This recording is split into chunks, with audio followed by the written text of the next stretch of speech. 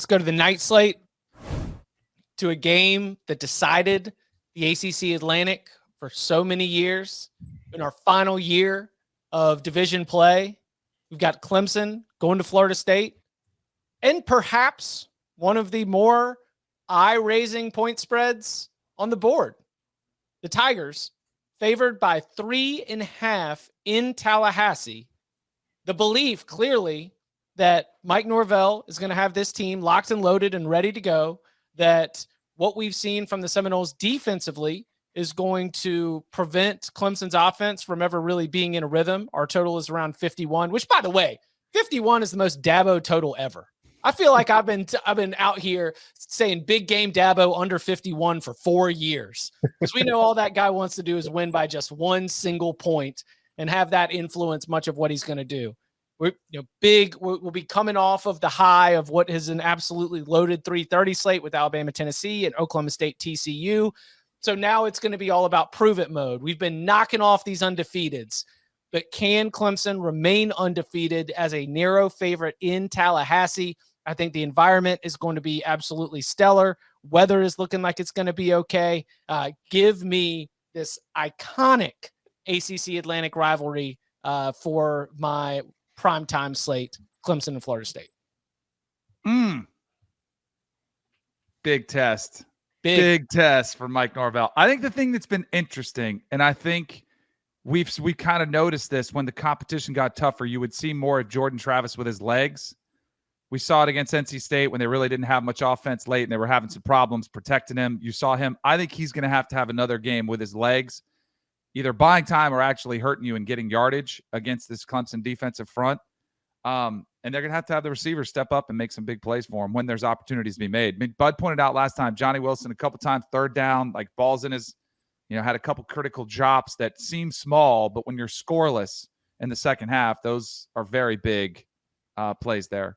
I also think DJ, and when you watch Clemson's offense, like they're getting it done, but I thought the Wake game would really propel him to a little, in that offense, to a little bit more. And I've been wanting more out of Clemson's offense since that game.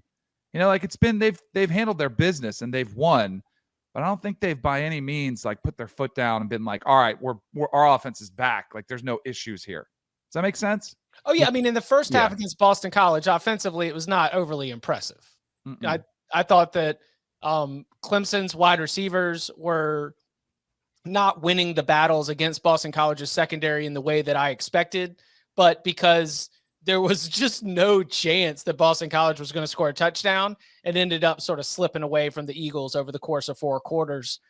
Never thought that Clemson was going to lose that game, but didn't come away from the Boston College game as being, especially a road environment, as being like, oh yeah, here we go. They are ready to start stepping on throats right now. So that'll be, especially with the Florida State's defense, something that'll be big to watch. Yeah, I'm interested to see a lot of things in this game. Number one, Clemson for the last couple of weeks has been playing like a linebacker at safety. They've been playing a lot of true freshmen, a lot of third stringers. Dabo's comments seem to suggest they're getting some of those guys back. They're expecting to get Brian Brzee and Xavier Thomas back on the front too. Like they let Thomas play that last series against BC, and he had 6 snaps, 2 sacks, and 4 quarterback hits. Yeah. So he seems like maybe he's finally healthy and playing for that draft stock. I know we're running tight on time, but was Clemson calling out the people who decide on the conference player of the weeks, or like as a backhanded compliment when the social media team said he only played 6 plays and he's the ACC defensive lineman of the week? I don't know who decides that stuff. 32 for NC State should have been the defensive player of the week. That like NC State's defense is it's legit. I will say I saw this stat on Twitter too, since we're talking Twitter stats. DJ leads the nation in PFF's big time throws and only has 3 turnover worthy passes, which means he also has the highest big time throws minus turnover worthy passes in the whole country, which is like pretty good.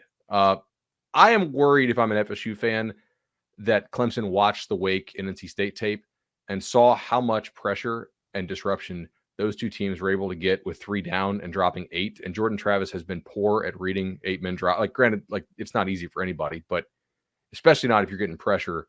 Right. I mean, if Clemson can get pressure without blitzing, this game is over.